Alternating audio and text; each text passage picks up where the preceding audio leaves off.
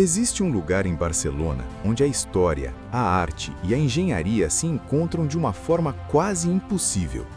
Um lugar que parece desafiar a própria gravidade, erguendo-se aos céus com uma complexidade que poucos entendem. Estamos falando da Sagrada Família, uma obra que começou com a visão de um gênio e que por décadas enfrentou o risco de nunca ser concluída. Mas o que poucos sabem é que a mente de Gaudí já guardava os segredos que a engenharia moderna só viria a decifrar muito tempo depois. Antoni Gaudí, o arquiteto de Deus, morreu em 1926, deixando sua obra-prima inacabada. E o que era um desafio já enorme se transformou em um enigma quase insolúvel quando a Guerra Civil Espanhola, em 1936, destruiu muitos de seus desenhos e modelos. Era como se a chave para o futuro da construção tivesse sido perdida. Como continuar algo tão grandioso sem um manual de instruções? A resposta estava, de forma surpreendente, na própria natureza e nas leis da física que Gaudí tanto observava. Entenda-se como o contexto do século XIX e o início do século XX moldaram a arquitetura tradicional europeia. Naquela época, a maioria dos grandes edifícios religiosos seguia rigorosamente os preceitos da arquitetura gótica e neoclássica. As catedrais góticas, com suas alturas impressionantes, precisavam de estruturas externas volumosas para não desmoronar sobre o próprio peso. Eram os chamados arcobotantes, paredes laterais reforçadas e contrafortes massivos que agiam como escoras para conter a força horizontal exercida pelas abóbodas sobre os muros. Gaudí, no entanto, enxergava esses elementos góticos tradicionais como uma solução mecânica imperfeita, uma espécie de muleta arquitetônica que poluía a estética e demonstrava uma falha de otimização estrutural. Em vez de escorar o prédio pelo lado de fora com contrafortes pesados, Gaudí fez uma pergunta fundamental que guiaria toda a sua vida. Como a natureza sustenta estruturas gigantescas sem precisar de escoras externas? A resposta dele estava no estudo minucioso das árvores, das cavernas, das conchas e das formações rochosas. Enquanto outras catedrais góticas dependiam de arcobotantes, Gaudí buscava uma solução diferente, algo mais orgânico. Ele usou os arcos de catenária, uma forma perfeita para distribuir peso, e projetou colunas internas que se ramificavam como árvores, sustentando o teto e as torres gigantescas.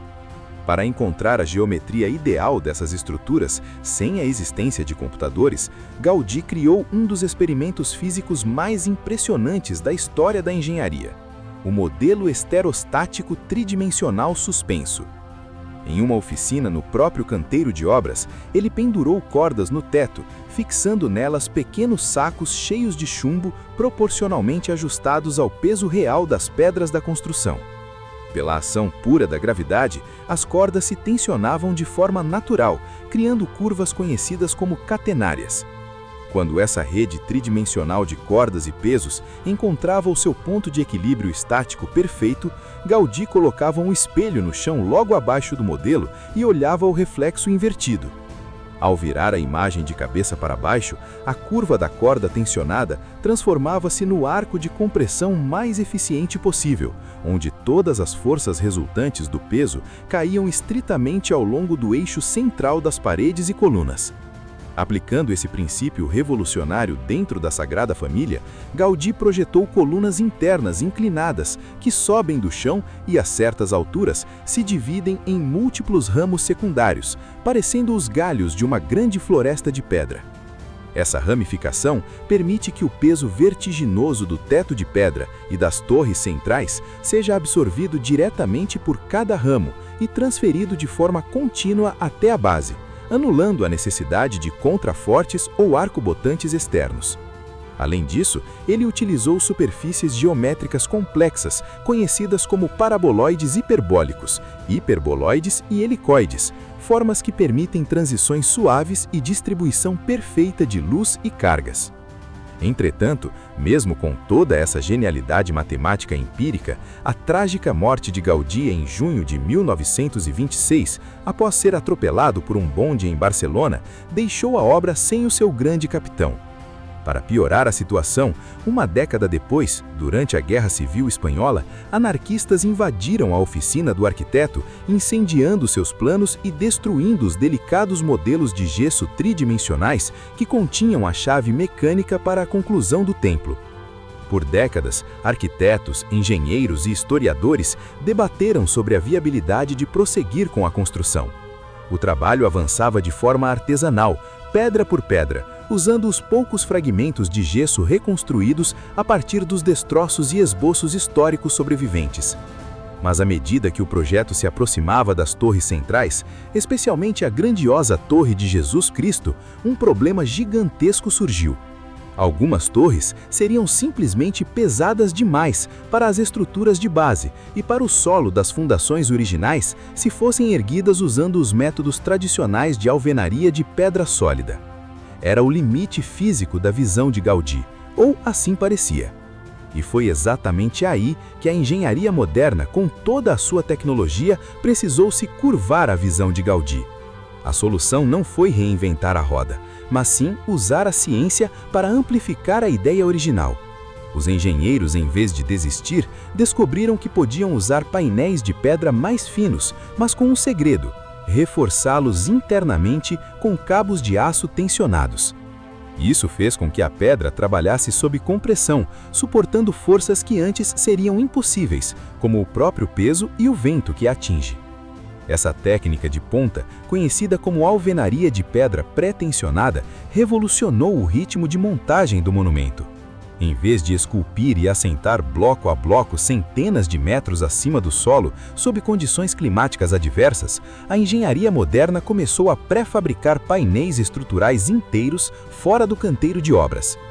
Grandes blocos de granito, rigorosamente cortados por serras a laser controladas por computador e modelados digitalmente através do sistema Parametric CAD e computação geométrica avançada, são perfurados para a passagem de barras internas de aço inox duplex de altíssima resistência mecânica.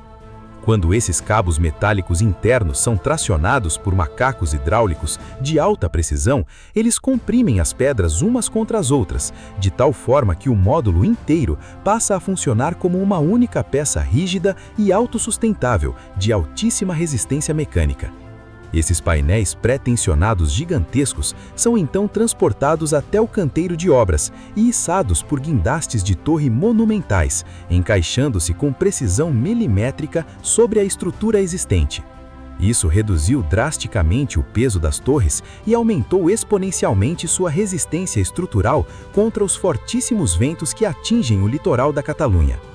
Essa dança entre o passado e o futuro, onde a intuição de um homem se encontra com a ciência da precisão, permitiu que a Torre de Jesus Cristo alcançasse 172,5 metros, tornando a Sagrada Família a igreja mais alta do mundo. Mas o mais fascinante é que, mesmo com essa conquista, a obra ainda não está totalmente terminada. A conclusão da torre central culmina a visão de um arranjo hierárquico que conta com 18 torres dedicadas às figuras bíblicas, criando uma silhueta no horizonte urbano de Barcelona que não se assemelha a nada erguido pela humanidade.